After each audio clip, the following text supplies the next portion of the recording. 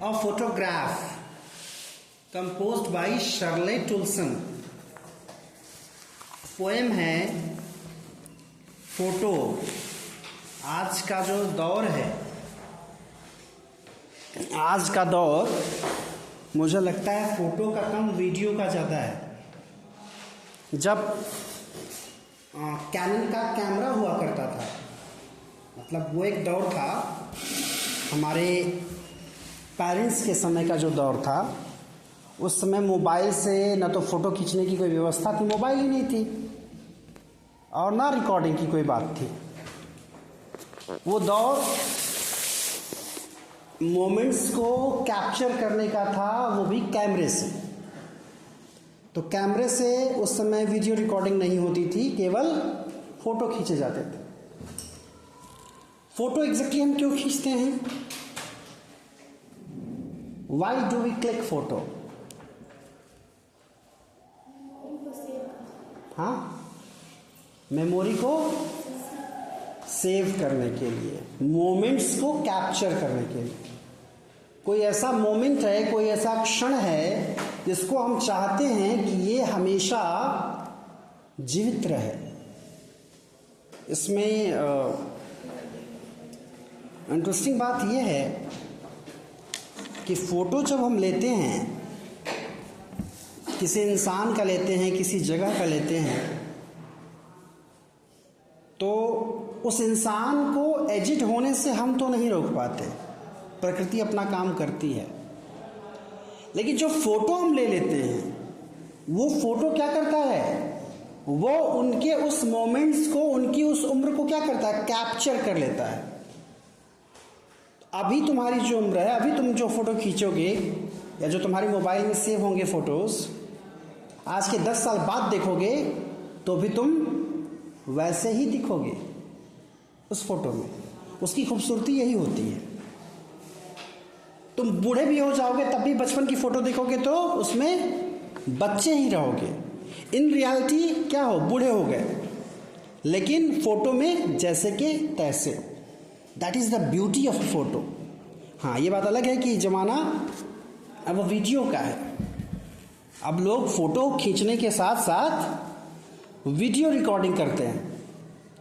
तो ये सारी कोशिशें, इनकी शुरुआत तो बड़ी अच्छी थी मोमेंट्स को कैप्चर करने के लिए, लेकिन अब उसके साथ एक नेगेटिव बात जुड़ गई है समय के साथ। वो ये कि अब मोमेंट्स कैप्चर करने में लोग इतने बिजी हो जाते हैं कि मोमेंट्स को जी ही नहीं पाते। मोमेंट्स कैप्चर करना अच्छी बात है, लेकिन कोई काम केवल फ़ोटो खिंचाने के लिए करना, केवल वीडियो बनाने के लिए करना, ये थोड़ा गड़बड़ हो गया है। कोई भी काम करेंगे, हाँ फ़ोटो खींचो, प्रूफ इकट्ठा करते हैं। तो चीज़ें बदल गई हैं समय के साथ। जबकि होना ये चाहिए कि कहीं भी कोई काम, इवन शादी ब्याह में जो होता है, मुझे लगता है कि वहाँ भी चीज़ें गड़बड़ होती हैं। कोई रस्म तुम कर रहे हो या उसके पार्ट हो, तुम वो काम ढंग से नहीं कर पा रहे, तुमको बार बार टोका जाता है, ऐसे मुस्कुराइए, ऐसे देखिए, इधर कीजिए, उधर कीजिए। क्या चल रहा है? पंडित जी पूजा पाठ करा रहे हैं, उसमें उनको भी कहा जाता है आप इधर देखिए। मतलब जो उनका मेन काम है वो काम वो ना करें, वो फोटो खिंचाएं बैठ करके। होता है यही। आज की जो रियलिटी है वो बहुत क्रूर हो चुकी है। तो हम अपना काम जो एग्जैक्टली हमें करना चाहिए वो नहीं कर पाते। मुझे लगता है कि ऐसे इसका एक ऑप्शन हो सकता है कि लोगों को नेचुरली बिहेव करने दिया जाए, और जो भी रिकॉर्डिंग हो वो ड्रोन कैमरे से हो। ड्रोन कैमरा सेट कर दिया जाए, वो घूम घूम करके रिकॉर्ड अपने आप कर लेगा। लोगों को ये एहसास ना हो कि उनकी रिकॉर्डिंग चल रही है, वो केवल नेचुरल एक्ट करें, अपना काम जैसे कर रहे हैं वो करते रहें, तब उसमें रियल मोमेंट्स आएंगे। अभी क्या है, we don't have moments, we create moments.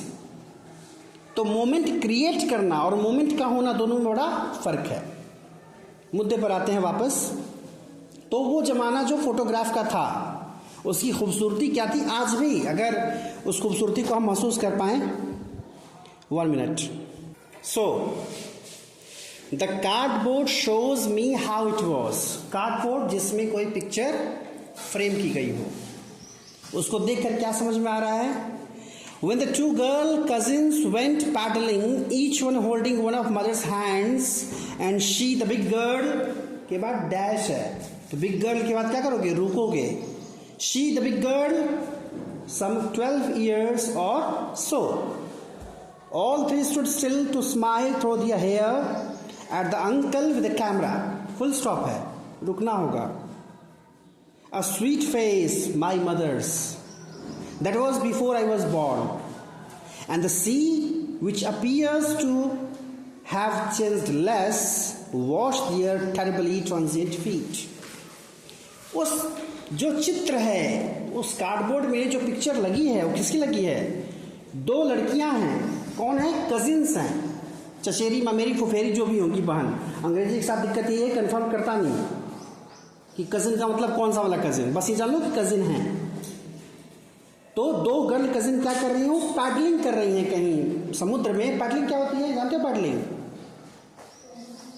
Paddling क्या होती है? पैडल शब्द जानते हो क्या होता है? पैडल क्या होता है? पैडल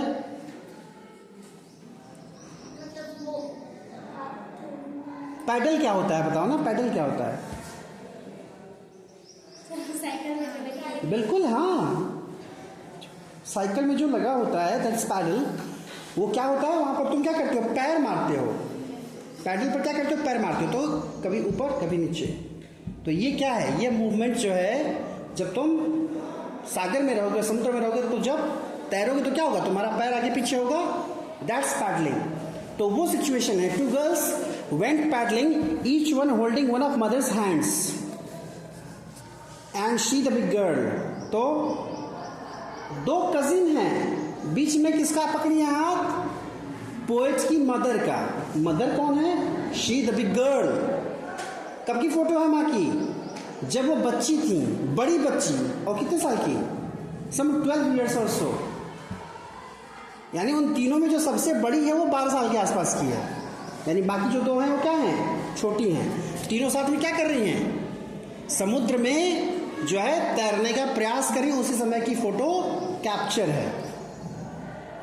और फिर all three stood still to smile through the hair. और एक उसमें है कहीं चित्र है, तीनों की तीनों सीधे खड़ी हैं, चुपचाप खड़ी हैं, मुस्कुराती हुई. क्या लिखा है? Smile through the hair. इसका क्या मतलब है?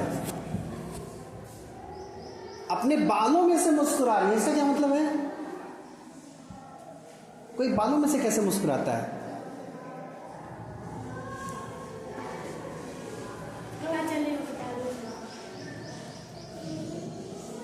हवा चली होगी तो बाल उड़ रहे होंगे.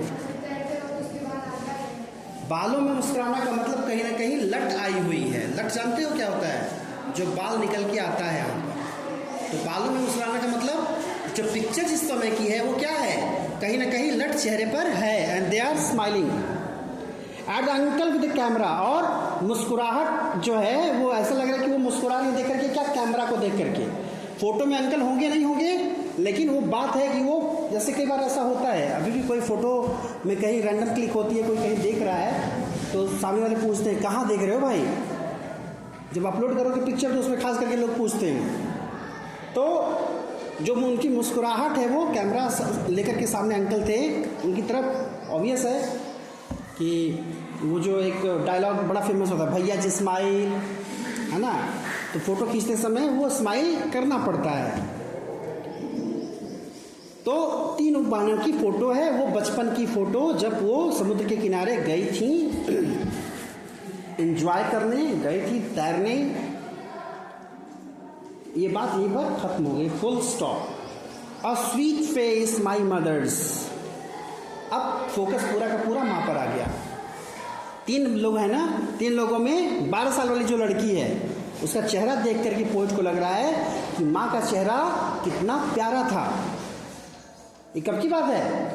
That was before I was born. Obvious है, 12 साल की बच्ची थी वो. तो उस समय पोएट कहाँ थी?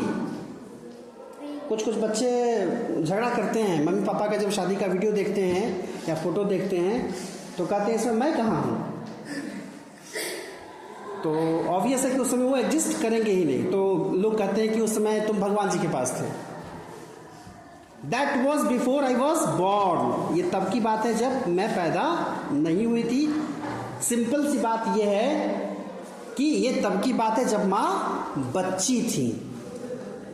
And the sea which appears to have changed less wash their terribly transient feet.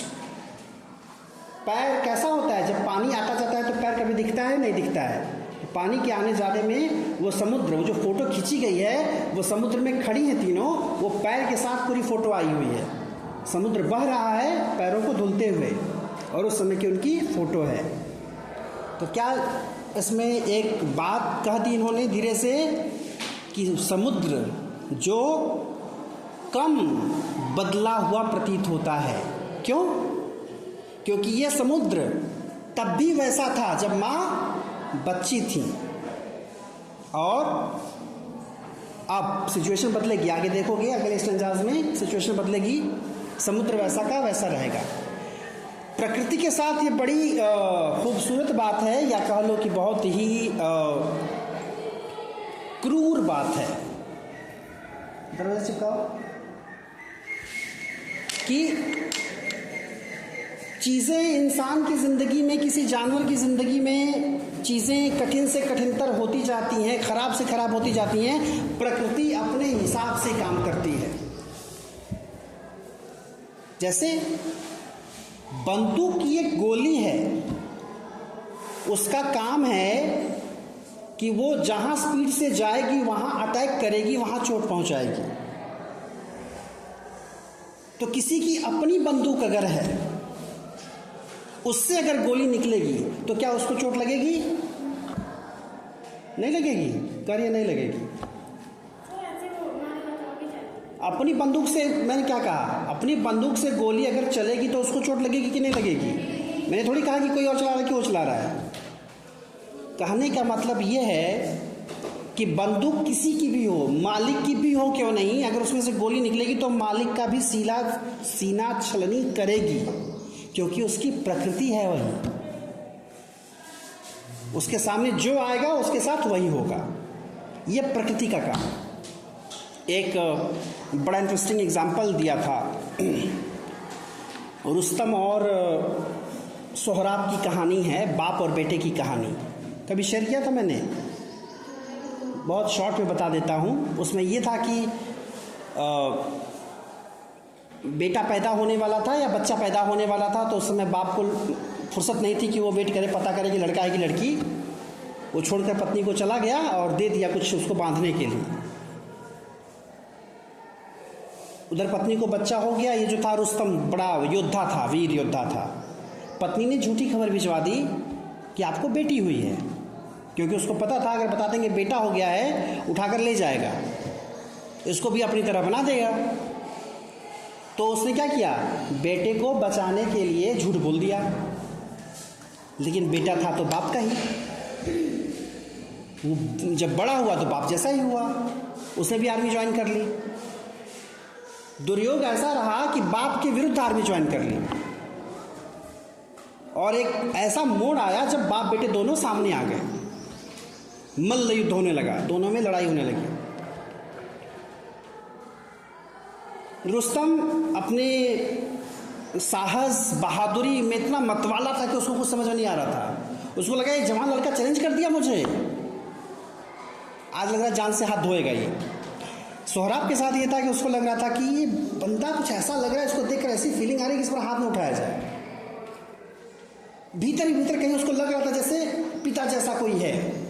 बस यही वो चूक गया, सोहराब यही चूक गया, और रुस्तम ने उसको स्पीयर घुसा दिया। स्पीयर यानी बर्छी। जैसे ही बर्छी घुसी, सोहराब आ गए जमीन पर। जब वो गिरा तब उसके हाथ में वो दिखा बंधा हुआ धागा।